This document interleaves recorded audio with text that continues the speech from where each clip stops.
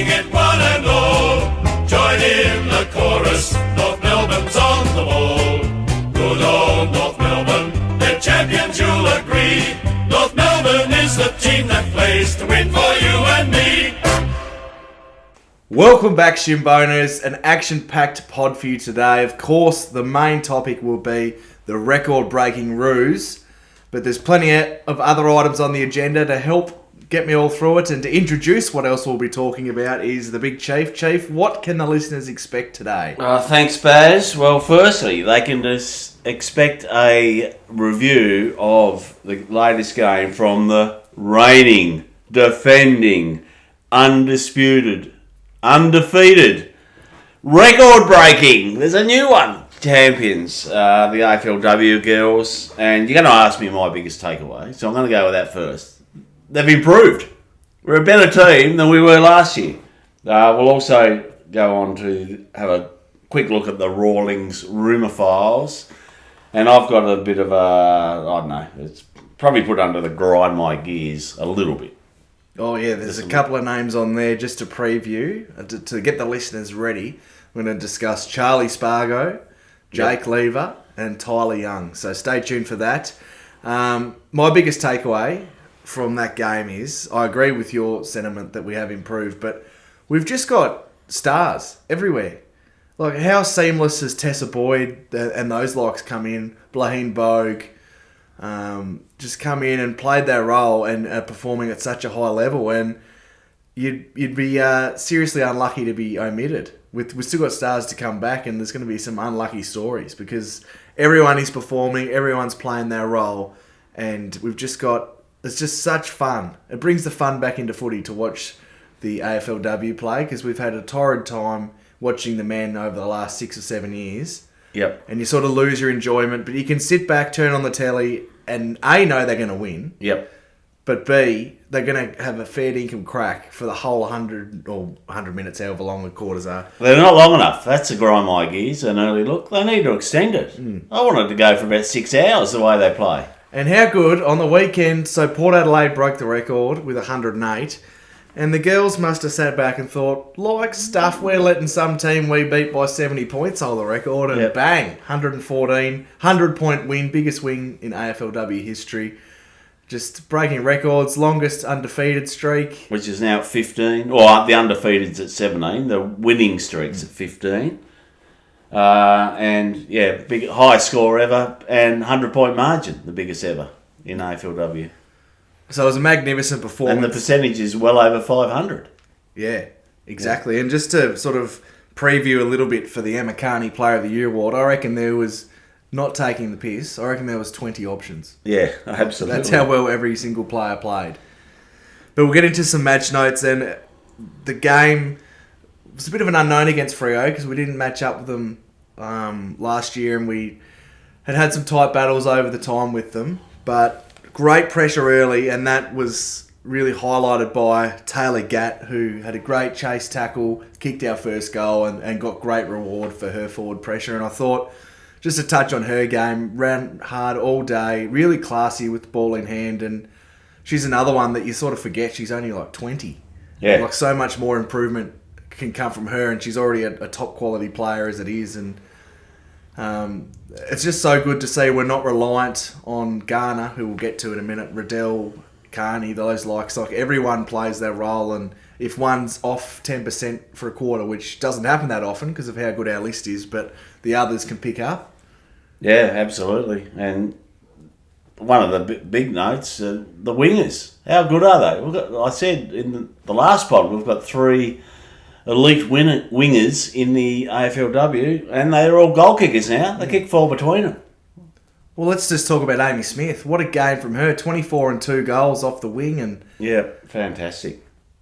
I read a stat that some teams haven't even kicked 15 goals this year, and we've had 15 goal scorers in 3 weeks.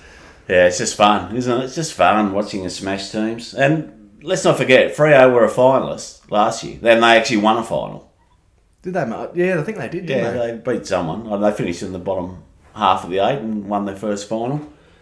And they've improved on paper because they've got Bowers back, who missed last year, and they sit on the call, and I can't recall the other person's name, but they got 2 back. And going back to when we smashed Port Adelaide, we had 6 premiership players and first choice players not playing in that game. Mm. And we had, at least 3 missing from this last game. Yeah, and the midfielders all kick goals. Like we saw Tripodi kick a goal, Mia King kick a goal. Yep. Just a great Ash Riddell kick a goal. Talk a lot more about her, no doubt, in the coming minutes. But just such an even contribution throughout. And let's talk about the big talking point out of the game, though, which was early in the second quarter when Jazzy Garner went down. Yes. And as a collective supporter group, we thought, oh, shit.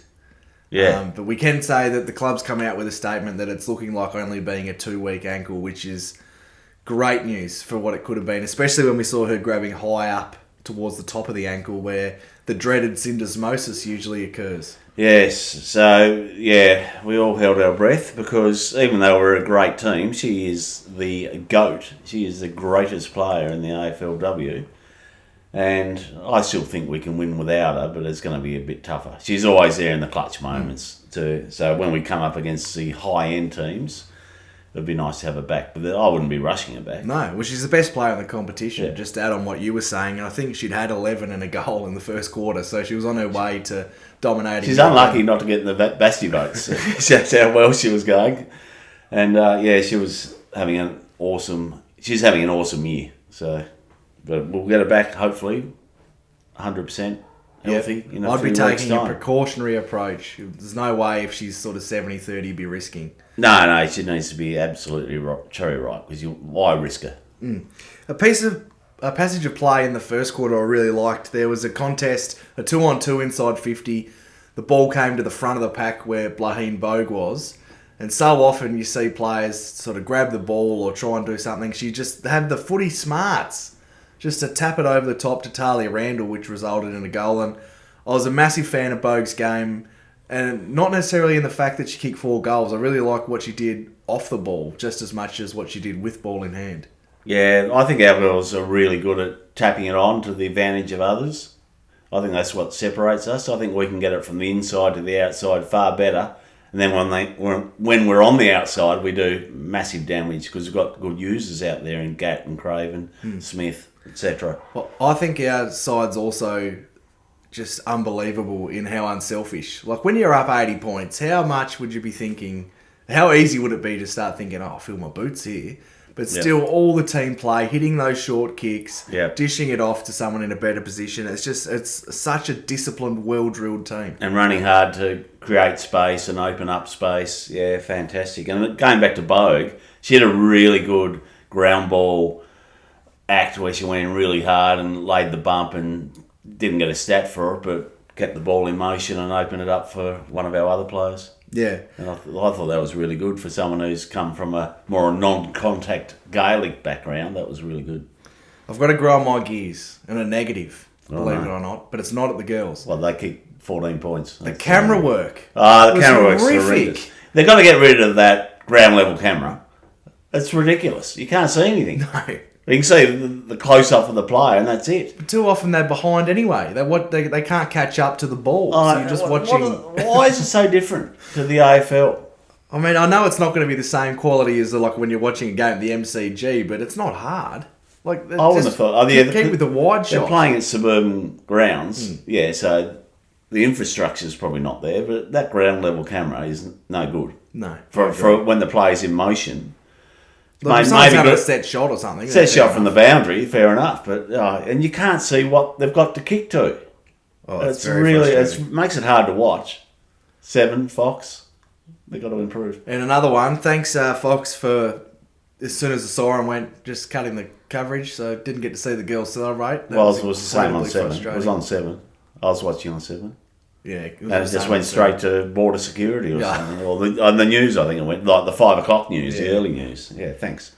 Yes, but let's touch on it. It probably went longer because we kicked so many goals. I think that is what happened. But we wasted some opportunities in that second quarter. It was 18 inside 50s to 0.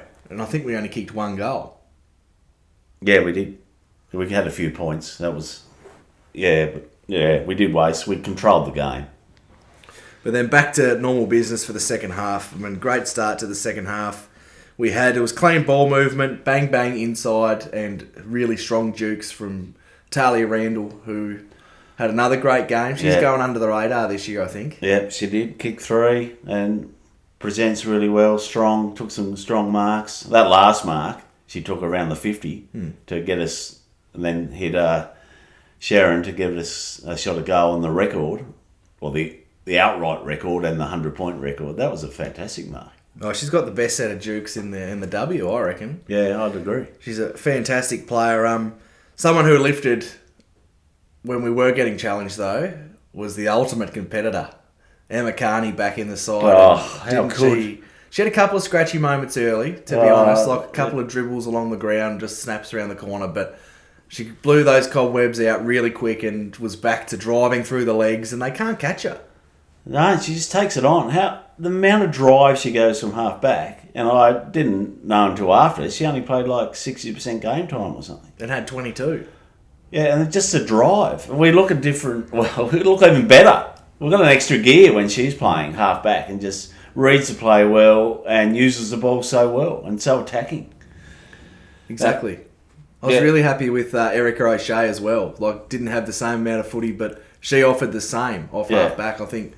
And you could go through so many that have been underrated thus far this year because, of course, we always sort of, the conversation goes to your Garners, your Riddells of the world, but I want to give the whole back line in general really a shout out because they couldn't get it past halfway.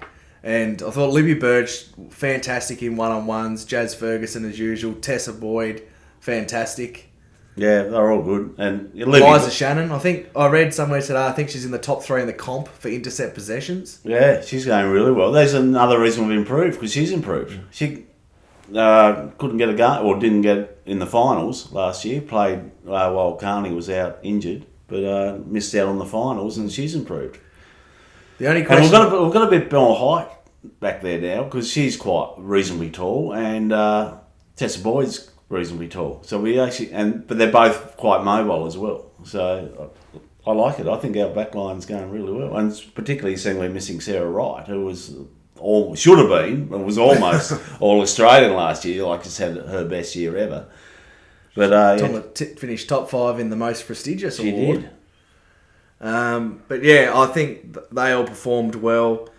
My question for you is, I think the one area of improvement, I'm not sold on Kate Shearlaw being the second ruck. I thought they would have probably had a look at Talia Randall in there. But it'll be interesting to see if Emma King comes in this week. Yeah, well, Shearlaw's done it before, when she was at St Kilda. It doesn't worry me too much. I mean, Strom was the All-Australian ruckman, the Fremantle. I'm not saying she did a bad job. I'm just... No, what they won the hit-outs and the clearances. Really? Yeah, quite easily. So Strom's the All-Australian ruckman. She got first hands to the ball. But when they got it, our tackling was fantastic. And that was led by Tripodi and King. And Sharon then when she went in there. That were just really good. They could not clear the ball. Rarely cleared it. They'd get the first hands, but then we'd tackle them. Then we can get the ball from the tackle to the outside where Gat and Co are waiting. I think the person you just mentioned then, like, that's the ultimate icing on the cake. Like Eilise Sheeran, or Ailey Sheeran, I believe it's pronounced. How good was she? Like, when Jazz went down, she's tall, she's a great kick, she's athletic. She came into that midfield and I thought she was fantastic. And I think she's been playing well off half back, but having her come into the midfield and just having the depth, like, it just goes to show that as great a year as we had last year, this side looks better. It's improved. Yeah. Well, that's my biggest takeaway. I'm tying a nice little bow on it for you, Jake. No, improved. Yeah, she's good, strong, like you said. Muscles. Yes, that's right. Anyway, as we learned, her nickname is Muscles. What else are we talking about? I've just about covered it. Yeah, I think that's... Well, there's just no negatives. So, like, quite often we try and balance, so we'll go a couple of negatives and a couple of positives, but I just don't think there's any negatives. It's, the whole system's working so well. Multiple layers to goal, multiple ways to defend. We can... The defence is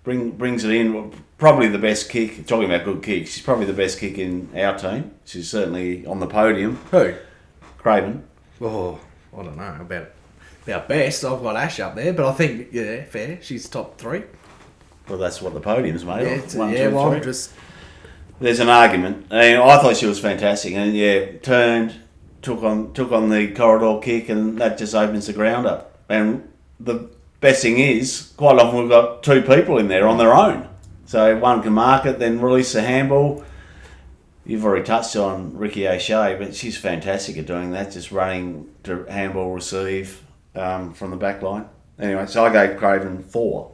I gave 3 votes to Blaheen Bogue, 4 goals, 15 disposals, and as I mentioned a bit earlier in the pod, I also loved what she did without the ball and just smart little taps or just the way she positioned to free space for others. So she gets my 3 votes. Yeah, kicked 4 goals. That's more than Hawthorn, Hockball, and the Bulldogs combined.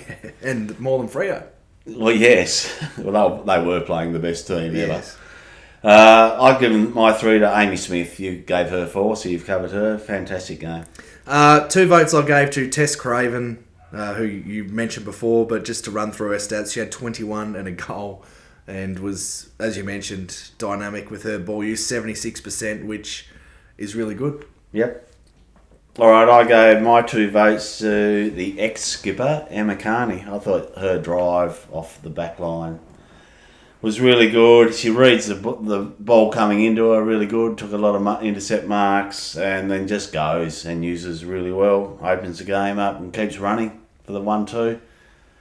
I gave her the 1, just for the listeners. Okay. I agree with everything you said. Okay, well, moving right along, I'll go to my 1 vote was for Blaheen Bogue. I thought she was really good. You kicked 4 goals. That's a pretty good effort. Yeah, and just a lot of apologies. I thought Ailey Sheeran, I thought she was incredible. How Talia Randall. Yeah, how they didn't get votes is beyond me. Erica Shea, I thought she was really good. Plenty of options. Plenty of options. Let's have a look at the leaderboard anyway. Yes. So we'll do the top 5. There's a logjam for 5th on 6 votes. So we've got Tess Craven, Ruby Tripodi, and Kate Shearlaw in 5th. In 4th on 7 votes, Libby Birch. Yep. In 3rd on 9 votes, Amy Smith. Yep. In 2nd on 20 votes, Jasmine Garner. And the new leader on 22 votes, Ash Riddell. Yeah, Libby Birch, we haven't even mentioned her. How fantastic is she? I mentioned her earlier. Oh, did you? She was brilliant. I don't listen when you talk. We all know that. Listeners and I both. But what a great addition she was last year to come in. And this year we picked up Sharon. Yeah. And also Bogues come into the team because she was on the list. Couldn't get a game last year. She's gone past Vicky. Yes, I think she has. Vicky was a bit unlucky, just a bit fumbly. Probably hasn't done the full pre-season because she was overplaying the round ball game, but she'll come, don't worry. She had a couple of smashing tackles. Yeah. Oh, let me just clarify. I'm not saying drop her, but I'm saying she's gone past her this year. At the moment. Yes, at the moment. Off the 3-game sample size. Yes, all right. I've got a bit of a grind my gears with the AFLW. The shorter quarters. And no time on. It's mainly the no time on. They go too quick. Yeah. I want to sit there and enjoy it longer. Yeah, well, when you get a tight game, when there's a more 50-50 game where you're not dominating, it goes too quick. I think there should be time on for the whole quarter, not just the last 2 minutes. So I think it'll get to the stage where people can do a bit of time, or teams can do a bit of time wasting to kill the clock without the stoppages. No doubt the girls have been training that, I reckon. I reckon. There's not many I's, they don't dot, and T's, they don't cross. No. And while we're on the AFLW, it was a broader game. It was Indigenous round.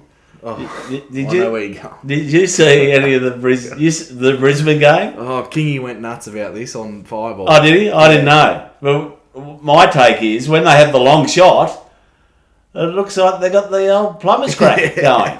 I noticed that last year, and I forgot to mention it on the pod. Whoever gave that ticked that off. It looks terrible. I think they're all running around with their pants half down. It's horrific. They should be the Brisbane tradies. Yeah. It is terrible. They better sort that out this week because it's. But who designed it? And they did it last year. Yeah. It's yeah. They obviously it looks good close because to paint the picture, if you haven't seen it, it's the lower part. I thought it was on the shorts to start with, but it's the lower part of the rear back of the jumper, and it's a tree. Yeah. And then the tree's black, correct? No, I don't think It's like a shadow of a tree, a silhouette, if you like. So I'm sure it's black, or it's a darker colour anyway. And the trunk looks like the old plumber's crack. Yes, it does. But when it closes in, it looks okay. But yeah, it's not a great design, not a great look from the wider shot, the longer shot. Anyway, that made me laugh. Yeah. Right, let's get into the Rawlings rumour file. So we'll start first with Charlie Spargo, and just I don't want to be disrespectful because his dad obviously played for North. Yep. And I'm sure he's a good bloke. But we cannot be serious. We cannot be serious. This is another C- D grade player that we'd be bringing You reckon in. we've got enough of them? Well, you and I looked off air before we started recording. He's 172 centimetres. We don't need another small forward who can't kick goals. The most goals he's kicked in a season was 18. And he's been playing in a top 4 side. Yeah, back in the day when they were flying, he had plenty of inside 50s, and they didn't have a forward line, did they? It's not as if it was all going through a 100-goal kicker. They didn't have anyone kicking goals. I think it's just got a bad smell, and it's something Brady will probably fall for. And I said to you, he'll probably panic because he won't sign anyone. Oh, we need to bring someone in, and he's a free agent, so he doesn't cost any trade capital. But I just know. It's just a big no from me. Yeah, I agree. We don't need him. And I didn't realise he was that short. No, neither did I until we looked it up pre-pod. Banger Band should be towering over. Yeah, well, they can be our key forwards. Tim and Banger, they was kicking long and high on. Right, what about Jake Lever? Let's go to the other end of the Melbourne locker room. Yeah, well, it's interesting because there was obviously those rumours, which is what the segment is, that he toured Arden Street. This one's really divided a lot of people that I've seen online because the feeling is that he's not a key defender and he's like a second or third sort of sag-off interceptor, which is the ideal role that we'd be looking to see the big John play. So, yes, he's experienced. Yes, when he's good, he's good. Yeah, well, he's been All-Australian. Yeah, but I'm not sure. My query with him is, how many of his cracks have been hidden over by playing with another All-Australian defender in Stephen May? Yeah, and Max Gorn being there. Yeah. Like, Max Gorn plays a kick behind the play, and that's why he takes a lot of intercept marks. How's or he- Lever or May do, because while one marks, the other two are blocking for him. How's he going to go in a back line with Griffin Logue and Toby Big? Well, he's an upgrade. He is. I mean, let's be... I don't know. What do you actually think? Obviously, you've said it's divided the online. I think he's an upgrade, so yes. Well, he's an upgrade on Logue, for sure. And Pink. But I do worry that he's more an intercept than a lockdown, and we want... And so's Chom. Chom's one-on-one. I think it improved a bit, but it's still... It's not AFL A-grade level. Well, I think in an ideal world, the big shotgun comes in and takes the number one beast every week. And he cements himself in the 20. But just... He's 195 centimetres. He had a few injuries this year, did he? Yeah, and he got dropped at one point. He got dropped, so that's a worry. But he's only 29, so he shouldn't be falling off the cliff. But I've just... And I think he's contracted for 2 years with Melbourne on about 8-9. He's on a pretty good contract, isn't he? 8-9. Yeah, it won't worry us.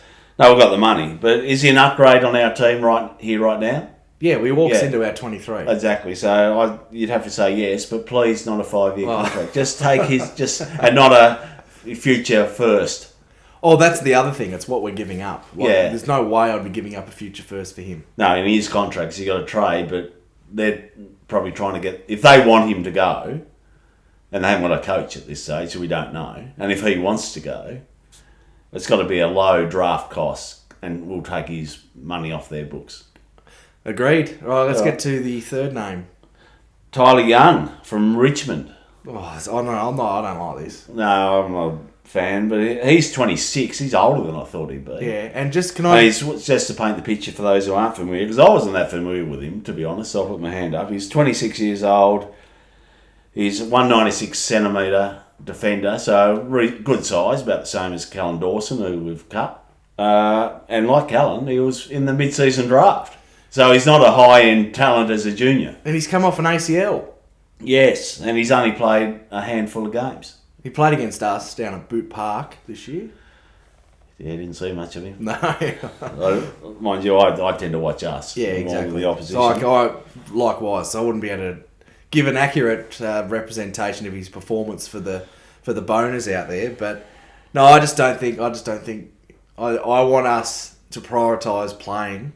If we're going to bring him into play, I'd much rather us play Whitlock and or Big Shotgun. Yeah, games so into the talent we have. Is he? Yeah, unfortunately, you just got to trust Brady and co. On him. I don't like it. But can I just make a we point? we do need a backman. Yes. Can I make a point on Charlie Spargo? Yeah. Lock him in. He's coming to the club because I forgot to mention he's coming back off an Achilles. Oh yes. You know our club was cursed with Achilles, and we love giving 4 or 5 years to bang average players. And that's we can't do it. We've No. been burnt with Logue, with Fisher. They just haven't lived up to Even to Stevens to an extent. We saw some good from him this year. But Yeah, hopefully he's had a first year horror, and now we're getting the real Dylan Stevens. go further back if you want, but let's not. Let's but I think Fisher's the big one. What's he on 4? Yep. Yeah, so and he can't make the team, and we've got another 2 years of him. And for the boners out there, he'll be player 1 of part 2 of our review. Will be. Yes. I'll tell you what. There's some names through there that'll be. Well, you said about Spargo being a C grader, didn't you? Or Yeah. D grader, whatever you I rate. think he's a D grade. Yeah, well, we had a few of them, didn't we? We've got enough on the We list. don't want to add more. No, we don't. We want a few B and A graders. Yeah. Anyway, that's the end of the rumour files. No one else we've been linked to No. that I can think of. No, not that we haven't already discussed at some point or other. Well, let's just go broader AFL. Just what your gut feel. Some superstars. Right. Charlie Curnow. Gone. Yeah, I agree. Even though he's contracted, Sydney will find a way. Well, to Carlton get him. have painted they've already softened a little bit. It was not even an outside. It'll take an extraordinary deal. People don't realise the power that these Tommy Petroro, bloody Yep. Robbie D'Orazio, player managers Yep. have way too much power because they can simply say, if Carlton say no, well, the next time you want to sign one, we'll tell them not to come. Yeah, and this is rumour files, but apparently he doesn't want to play under Voss. Yeah. So one of them has to go. Yeah. And they've backed Voss. So yes, gone for me. Yeah, same. I agree. Merritt. No, he'll stay. I think he'll stay. I think he's too loyal. Yeah, okay. I reckon Hawthorn will come hard for him because they're probably not going to get Butters now. They've got probably a bigger war chest as we've got Hawthorn. If you look at the top 100 players, we had more players than them in the top 100, and they were being paid more.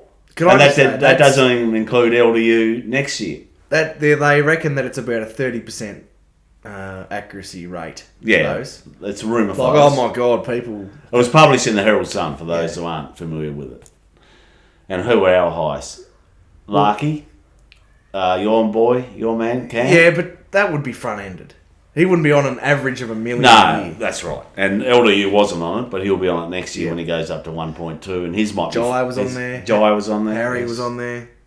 Oh, was Harry in there? I Yeah, must have missed there's him. another one. Who? Oh, Big Griff. Big Griff was in there. Big Griff was in there. I think he was our third highest. Yeah, wasn't no, I don't think he was Was our he? third highest, but he was in there. But he was in the 70s, wasn't he? Of the Yeah, whole of AFL. yeah. So They did ranked in the 70s as highest paid player. Kane did a top 5 overpaid and top 5 underpaid, and let's just say our man Griff might have featured in the overpaid. But anyway, right, let's have a look at the tipping. I think Look at how it Merritt sits. might go to Hawthorn. There you go. Sorry, I didn't Keep get an your eye on answer. I just can't see how the board ticks that off to send him. Oh, they'll have to. Well, Hawthorn have got pretty good draft picks because they've got Carlton's. Yeah, that's... So that's the top 10. And anyway, Watch this space. what's your space? We'll only talk about them because they're big name players. We're not talking about the mediocre players, which we're linked to. Or we only talk about them because we're linked to them that other teams are linked to. All right.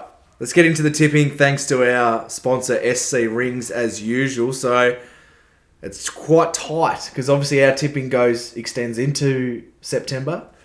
Bulls Cooking is in the lead on 158. Josh Freestone and Hayden T94 and Wayne on 156, and then another logjam behind there. So make sure you get your tips in. let's preview the 4 finals this week. Finals footy, how good? Starting Thursday night at the Adelaide Oval. My mate Dill, he'll be there. Yep. Wearing his Crom stuff. Yep. So, big game. Who have you got winning? I've got Adelaide. No real confidence. I mean, it's their home game. But I've got no confidence in Collingwood either. Like, you can make an argument both could win. I think it'll be a tinderbox over there. It'll be electric, the atmosphere, after all the ranking stuff, won't it? Let alone it'll be bad enough just being a final, but there's an extra layer on it now, so that's a must watch.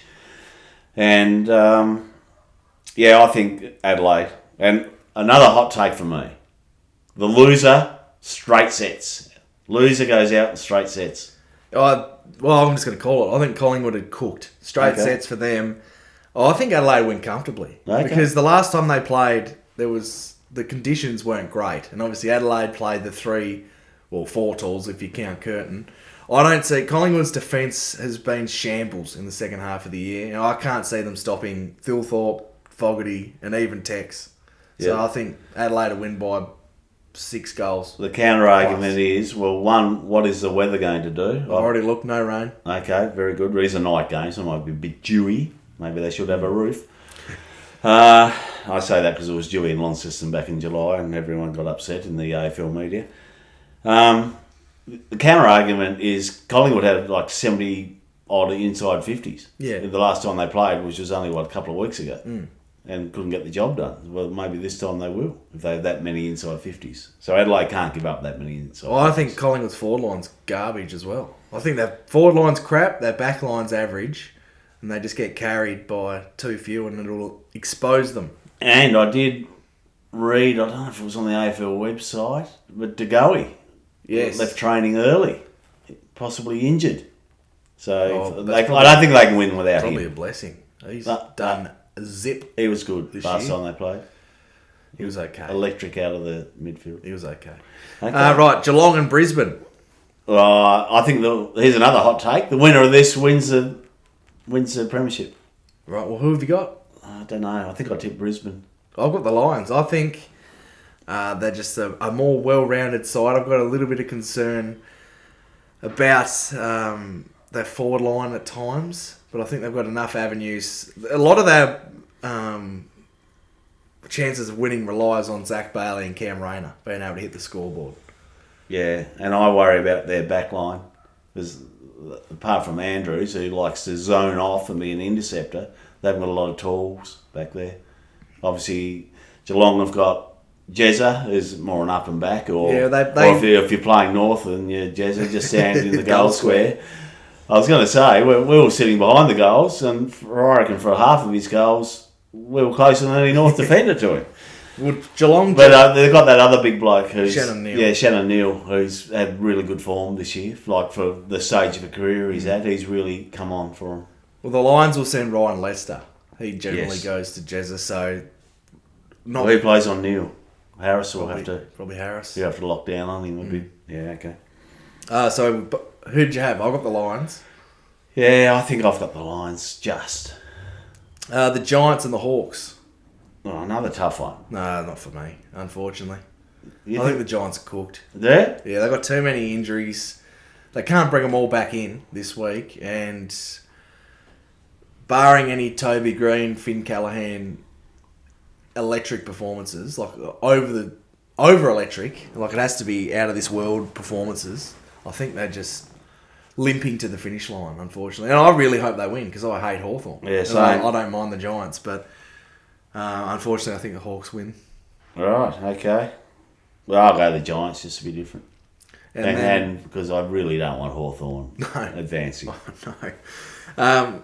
I'll be cheering for the Giants, but unfortunately I've tipped the Hawks. And then Freo and the Gold Coast Suns. I think I'm tipping Gold Coast. Boy! I know. First final, first win. I've got no trust in Freo. It's Freo's turning. I've told you this off air 100 times. If Hayden Young plays, they have a 10-goal better team. All right. Well, is he playing? Yep. All right. Well, I'll go for Freo then. Between now and Saturday, he'll probably tear a hamstring or a quad or something. But at the time of recording, he's in line to play. Oh, Freo with him playing and their home deck. Yeah, I think just to add a bit of substance to it, Alex Pearce locked down really well on Sam Darcy. I think he does the same to Ben King. Yeah. Ben King doesn't have a lot of possessions. No, He's he a bit doesn't. like Sylv in that he just turns them into goals. Yeah, he's a 6 touches, 6 snags type operator. Yeah, absolutely. Right, that's just about us then, Chief. Anything else before we sign off? No, I want to hear, because you didn't tell myself, and more importantly the listeners, what was Kingy's take on the Brisbane AFLW? Oh, it's just ridiculous. Oh, you didn't have anything. Who ticked that off was basically the. Oh, the okay. I sentiment. thought he might have had a story or No. a one-liner or something. No, okay. All right. Who we got? The Pies, Saturday? Sunday. All right. Home of footy at Arden Street, Is it on 7? I reckon. It should If they want ratings, it will be. Yeah, absolutely. I'll be definitely watching and cheering and expecting nothing less than a 10-goal win. Right, the standard's been set. We're too good. Yeah. And it's great. This Right. is like, for you, who wasn't around, this is what it was like watching Northern men's in the 90s. Just expect to roll up and win. Except the girls are doing it by more. Yeah, and guess what we get now for people my age? We just roll up and expect to get flogged. In the men's. I know, that's all changing next year. All right. You wait till Brady signs Tyler Young and... Yeah, Charlie Spargo kicks Spargo. 50 goals next year. Yeah. And I'll eat my words. Yeah, 'cause he exactly. won't. Make sure you subscribe. It's the best way to support the pod. Thanks to everyone who has and continues to. Till next time. Carnakangas. Roos! So join in the chorus and sing it one and all. Join in the chorus